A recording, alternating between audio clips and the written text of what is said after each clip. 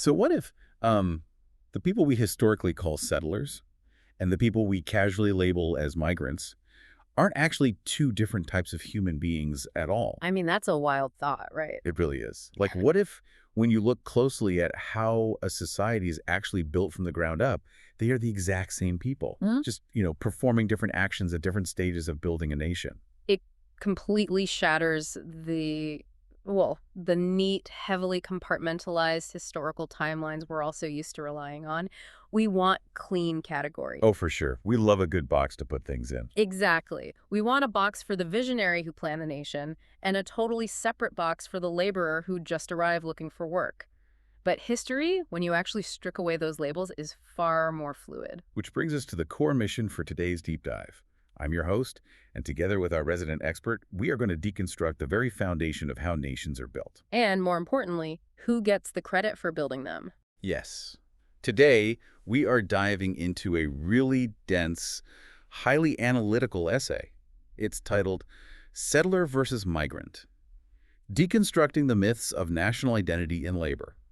And before we dive into the actual mechanics of this text, we should probably establish some parameters for our discussion today. Yeah, that's a good idea. Because this essay analyzes historical land occupation, nation building, systemic power structures. I mean, these are topics that are incredibly complex and carry immense political weight in the modern world. Absolutely. So just to be super clear with you, the listener, our goal today is absolutely not to take a political side. We aren't here to weigh in on specific historical grievances from the left or the right. Right. We are strictly here to unpack the analytical frameworks the author uses. Exactly. We just want to lay out these concepts so that you can test them out, see where they hold weight, and, perhaps use them as a new lens to view the history of your own part of the world. We're basically dissecting the engine of this theory, looking at how the gears turn rather than telling you where to drive the car. I love that analogy. Okay, let's unpack this. We are incredibly accustomed to hearing the terms settler and migrant as mutually exclusive identities, right? Oh, entirely. They carry this massive social, economic, and often racial weight. Right. The traditional framework treats them as if they're like two distinct species of people who simply happen to occupy the same geography. And to understand the author's radical departure from that traditional view, we have to look at the fundamental difference between a process and a project. A process and a project. Okay. Yeah, this shift is the absolute crux of the text. The author moves the conversation away from the static, identity-based question of who are they, and demands that we ask the dynamic, functional question of what are they doing? What are they doing? So the traditional view, like the one that probably populated all our grade school textbooks, is overwhelmingly noun-based. Definitely. You have migrants, with a capital M, and the traditional definition dictates that a migrant is just a person seeking opportunity. Right, they move from point A to point B simply because point B has resources, or a better job market, or maybe greater physical safety. Exactly. And then you have settlers, capital S. In that same traditional noun-based framework, a settler isn't merely looking for a wage. No, they are seeking to establish a permanent project. They arrive to draw the maps, codify the laws, lay down the literal concrete of a new society. I mean, it's the stark difference between arriving at a destination and claiming the destination. And we've historically treated those as entirely separate populations with entirely separate motivations. Right. But the text introduces a concept it calls the functional synthesis. It argues that if you zoom out from the individual labels and watch the actual physical mechanics of a society being constructed over decades, The rigid barriers just dissolve. they dissolve completely. The functional synthesis asks us to abandon the nouns entirely and focus on the verbs. Focus on the verbs. I like that. It redefines migration not as a rigid demographic category, but as the active process of movement and economic participation. It's the sheer act of arriving and supplying labor. Okay. And settlement. Settlement, on the other hand, is redefined as the project of permanence, governance, and long-term planning. I was trying to wrap my head around this pivot from nouns to verbs while I was reading, and I kept coming back to the idea of joining a grassroots tech startup. Oh, that's an interesting way to look at it. Right. So imagine you join a tiny, scrappy startup in its very first month. When you walk through the door, you're likely just doing the grunt work. For sure. You're writing lines of code, answering customer support emails at 3 a.m., maybe sweeping the floors just to keep the lights on and the momentum moving forward. And in the specific language of our source text, you are engaged heavily in the process of migration. Exactly. You're supplying the necessary movement, the immediate labor, and the active participation required to keep the entity breathing. But you aren't a robot. Right. And a startup isn't a vacuum. Because you are in the building every day doing the actual work, you inevitably start noticing inefficiencies. Right, you start speaking up. Yeah. You suggest a new way to structure the database. You begin helping interview the next wave of hires. You might even organize the team to demand better working hours. You're becoming invested. Highly invested. And if you fast forward 5 or 10 years, you aren't just writing basic code anymore. You're helping build the company's long-term infrastructure. You're setting the vision. Yes. Maybe you're sitting on the board of directors by then. You have organically transitioned from simply participating in the process to actively directing the project of settlement. What's fascinating here is how seamlessly that translates to the demographic level. The source uses that exact underlying logic to argue that treating migrants and settlers as permanently separate peoples is a fundamental categorization error. A categorization error. Yeah. Sustaining a nation requires coordinated, interdependent actions from the exact same population over time. Now, if you're listening to this and thinking, wait, a migrant transitioning into a settler contradicts the entire way we talk about borders and populations, you aren't alone. No, not at all. The text readily acknowledges how jarring this functional lens can be. It demands that we view a human life as an arc. An individual, or even an entire demographic group, can arrive, engage in the intense labor of building the physical environment. Which is the migration function. Right. And eventually, through the passage of time and deep integration, they fulfill the settlement function by establishing roots and participating in governance. So they're performing both the labor function and the settlement function over a single lifetime, or, across a couple of generations. Which naturally brings us to the operational mechanics of this theory. If we accept that the same populations are participating in both the process of moving and the project of governing, we have to examine how these different roles interact in real time. How does the engine actually run? Exactly. How does the engine of this society actually run? The text tackles this by introducing a central analogy borrowed directly from the world of economics. Economics, okay. It asks us to view the relationship between the settlement function and the migration function through the dynamic of capital and labor. Specifically, the dynamic between an employer and an employee. Oh, right. This part was wild. According to this framework, the settlement function acts much like an employer. It provides the initial capital, secures the land, aggregates the resources, and crucially provides the overarching direction. It supplies the blueprint for this society. Precisely. The migration function, meanwhile, acts like the employee.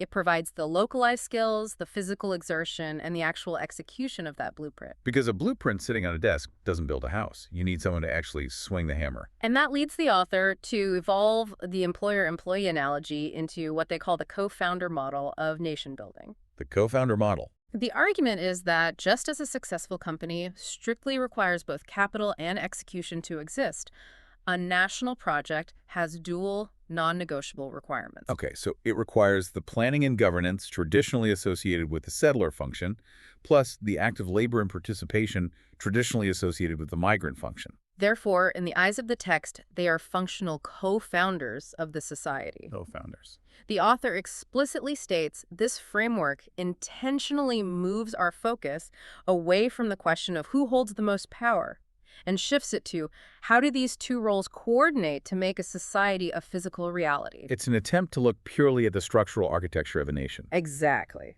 I have to admit, though, when I reached this part of the source material, I found myself heavily pushing back against the author's logic. Oh, really? In what sense? Well, calling an employer and an employee co-founders, that feels wildly optimistic. I mean, almost to the point of being naive. I can see why you'd say that. Think about the real world. An employer usually holds all the leverage. They hold the capital, they dictate the working conditions, and they retain the power to terminate the relationship. That's very true. If I'm an employee laying bricks for a massive new corporate headquarters, I am functionally building that company's future. But when that company goes public, I don't receive the same equity payout as the executive who signed my checks. No, you definitely don't. The executive holds the power, I hold a trowel. So how does the source justify making this massive leap to the term co-founder when historical power dynamics between governing bodies and labor classes are so deeply, often violently skewed? That is a highly perceptive critique, and it actually drives right at the central vulnerability of the text. But to the author's credit, they do not hide from They this. don't. No. The text explicitly concedes that the employer-employee analogy is imperfect, acknowledging that it heavily flattens out power dynamics. But why use it? If it flattens everything out, what's the point? Because the strength of the co-founder analogy, according to the text, is not about claiming an equality of power or an equality of historical equity. Okay. It is entirely about highlighting existential necessity. The text draws a hard line between control, which involves direction, governance, and often coercion and contribution, which is the physical labor and execution. Control versus contribution. So you can have absolute control over a territory, but without contribution, you just have empty land. Exactly. Both elements are strictly necessary for the project to manifest in reality. A society simply does not rise from the dirt without both functions operating. That makes sense. So while one group may hold overwhelming legal, political, or military power, the control, they are functional paralyzed without the contribution of the labor force. So in a purely mechanical sense, both elements are foundational, hence the term co-founders. Right. It's a structural observation rather than a moral assessment. The text isn't suggesting they sat at a boardroom table as equals. It's just pointing out that if the labor function is removed, the entire societal structure collapses. Which highlights a very delicate tightrope the author is attempting to walk. Looking at human history purely through structural mechanics often feels incredibly cold. Extremely cold, especially when dealing with the harsh realities of how nations were actually formed. And that tension between the structural mechanics and the human reality perfectly sets up the final major section of the source document. Because my frustration with the co-founder analogy is basically mirrored in the text's own internal stress test. Yes, exactly. The author doesn't just drop this functional synthesis on the table and walk away. They subject it to a rigorous critique. Weighing the strengths and severe limitations of looking at history through these functional verbs versus looking at it through the traditional nouns of distinct identities. The text sets up a fascinating clash of perspectives. It begins by rigorously evaluating the functional perspective, the verbs approach we just outlined. And what's the verdict? The primary strength of this perspective, the text argues, is its descriptive accuracy over long timelines. It acknowledges the messy, fluid reality that human beings constantly evolve their roles as they integrate into a new geographic space. So it accommodates the reality of the startup employee eventually taking a board seat, rather than pretending they are forever just a junior coder. Furthermore, the text points out that the functional view fosters a deeply inclusive historical narrative. Instead of a segregated history of us versus them, the national story becomes one of shared, interdependent construction. It formally recognizes the laborers as literal architects of the society's foundation. But the text is quick to outline the dangers of this approach, and the primary con of the functional perspective is incredibly heavy. Let me guess. It's about ignoring the bad stuff. Essentially, yes. The source warns that by reducing historical actors to purely functional roles, we run the massive risk of sanitizing the brutal realities of history. Here's where it gets really interesting, though. Because the danger of a purely structural view is that it can easily become a blindfold. A total blindfold. If we just blindly apply the term co-founder to everyone who contributed labor, we risk erasing the historical reality that many groups were forced into those labor roles. Right. Think about the indentured servants or enslaved populations who physically built the infrastructure of early nations. They provided the essential execution to the blueprint, but they were brought there through coercion and violence. And if a historical framework just smiles and calls them co-founders, it completely flattens out the profound injustice of their circumstances. It completely ignores that one group held the absolute power to govern, while the other was forced to build under threat. Now, the text doesn't let the traditional noun-based framework win by default here. It subjects the distinct identity perspective to the exact same rigorous scrutiny. Right, because if the functional view risks sanitizing history, we have to ask how the traditional identity view handles these realities. How can we appreciate the fluid, verb-based framework without erasing the very real, hard legal boundaries that historically separated people?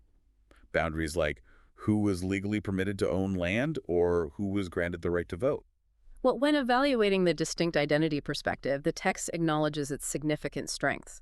Retaining settler and migrant as separate, rigid nouns accurately reflects the legal and social realities of the past. It acknowledges that the identity of settler was inextricably tied to land occupation, and the explicit exercise of state power. It recognizes the lived reality of those discriminatory laws. It forces a reckoning with the fact that one group possessed legal rights that the other group was systematically denied. But there's a catch, right? A big one. The text immediately pivots to the devastating weakness of retaining those nouns. The primary failure of the distinct identity perspective is that it relies on what the text terms an essentialist view. Wait, I want to make sure we are totally clear on that. I got stuck on this term when I was reading. Is the text saying that an essentialist view means believing someone's historical role is permanently baked into their DNA? Yes, that is precisely the danger the text is highlighting. That giving someone a label like migrant permanently locks them into a subordinate category. Exactly. An essentialist view traps individuals and entire lineages into static, unyielding boxes. It operates on the flawed assumption that if a group is labeled a migrant population upon arrival, they remain permanently defined by that initial movement. No matter how many generations their family has lived in that geography, paid taxes, or contributed to the cultural and political governance of the state. It completely ignores the dynamic, shifting nature of human populations.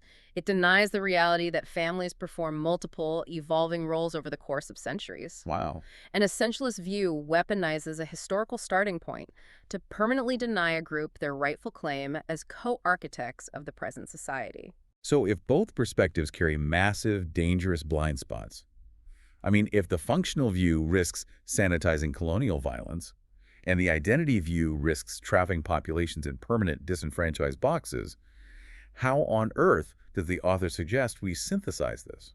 This raises an important question, then. And the author's solution is not to choose one over the other, but to require the reader to hold two seemingly contradictory truths in their mind simultaneously. It's asking for cognitive dissonance as a tool for historical analysis. It is a demand for absolute intellectual complexity. The synthesis requires us to fiercely recognize the systemic exclusion and the harsh, often violent power imbalances of the past. We cannot sanitize the reality that the societal blueprint was frequently enforced with a heavy, uncompromising hand. We have to acknowledge the coercion, but simultaneously we must recognize that human populations are simply too dynamic, too resilient, and too fluid to be contained by essentialist, static labels. Because a population that was initially forced into the role of mere labor is still fundamentally, irreversibly shaping the physical and cultural architecture of that society. And as the functional synthesis predicts, those populations will inevitably push through the process of migration and demand active participation in the project of settlement. They will demand a hand in the governance. The text ultimately concludes that nation-building is emphatically not an either-or multiple-choice question. It is never a scenario of migrants existing instead of settlers, or settlers existing instead of migrants. The true architecture of a nation is not found in the nouns. It is not found in the rigid labels we desperately try to pin on populations to make history easier to digest. The architecture is found entirely in the verbs. It's found in the moving, the working, the governing.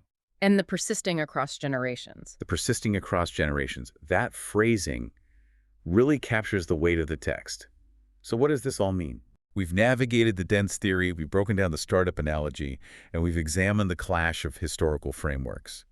But the text closes with a direct provocation, and I want to pass that provocation directly to you, listening to this deep dive right now. It's a great question to leave on. The source asks, how does viewing these terms, migrant and settler, as overlapping functional roles rather than static identities, change how you look at the history of your own country?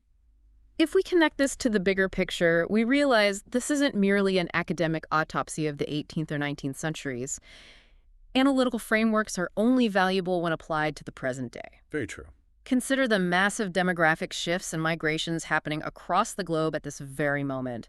We are constantly inundated with heated political rhetoric about border policies, about who qualifies as a citizen, and about who truly belongs. It's the exact same historical debate, just playing out in high definition on our modern news feeds. And if we apply the author's framework to our modern feeds, it forces a radical shift in perspective. Yeah. We stop looking at modern arrivals purely as migrants seeking an opportunity, and we are challenged to view them through the lens of interdependent co-founding. We have to ask, what vital verbs are they bringing to the national project today? Exactly. What labor, what new cultural infrastructure, and what future governance will they inevitably contribute to the ongoing process of the society? It completely reframes the typical narrative. Yeah. It shifts the conversation away from a narrative of depletion, the fear that new arrivals are taking resources, and moves it toward a narrative of construction. A recognition that they are providing the necessary execution to our collective blueprint. It demands that a society recognize the essential structural nature of their contribution to the nation's survival, even if those individuals do not yet hold the keys to the political boardroom. That's incredibly well said. Which brings me to a thought that I have not been able to shake since we started preparing for this deep dive.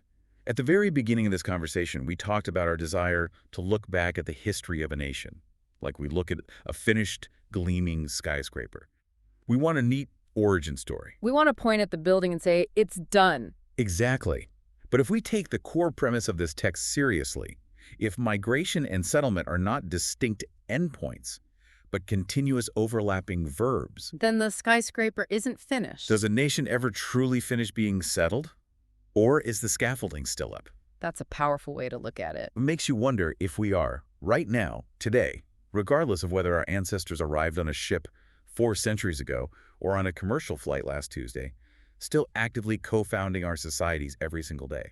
The project of settlement isn't a static historical event we look back on. It's the daily, continuous act of maintaining and rebuilding the society. We are all still swinging the hammers, something for you to chew on the next time you hear a debate about who built the country or who belongs in it. Thanks for joining us on this deep dive. Keep asking questions.